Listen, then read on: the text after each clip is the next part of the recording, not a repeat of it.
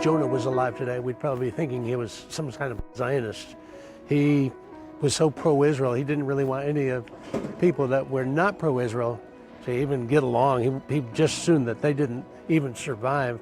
And God told him he was supposed to go to a place where there were people that didn't love Israel. He didn't want to go. He really didn't want to go. And so what did he do? Well, he ran away. He came down here to the seaport. This was the main seaport at that time. And he found a boat that was heading out to sea and booked passage on the boat. There he goes out on the boat. Of course, that didn't work out very well for him because God was aware of where he was. He found out it wasn't possible to hide from God. And so what are you going to do? It's a little fishing boat in the Mediterranean, and we do get some good storms here on the Mediterranean from time to time. So there he was on the boat. He's heading for Tarshish, which is not Nineveh, and he's heading the opposite direction. And it says that a storm came up. They tried to figure out what was wrong, why the sea was trying to kill them. Finally came to the conclusion it was Jonah's fault. And so they threw Jonah overboard. He actually requested it, threw him overboard, and was swallowed by a great fish. A great fish. What kind of a fish is that? Doesn't tell us what kind of a fish it was. Pretty well sure it wasn't a whale, though, by the way. But he was swallowed by a great fish.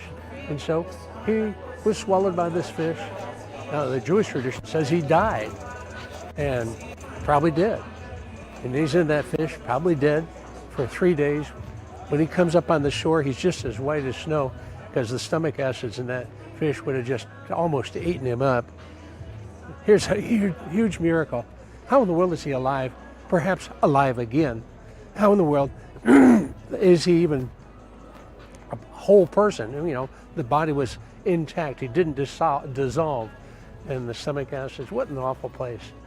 And yet now he's the man who will actually speak to the people, tell them about what God has to say, and to his chagrin, lead them into a place of salvation, a place where they survived.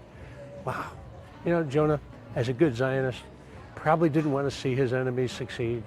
But the truth of the matter is, God loves everybody, including the folks that don't necessarily love him or even like the things he likes. God's amazing. He does what he does.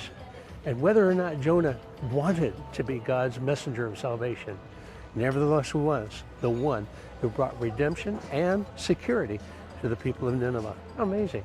Left out from this port.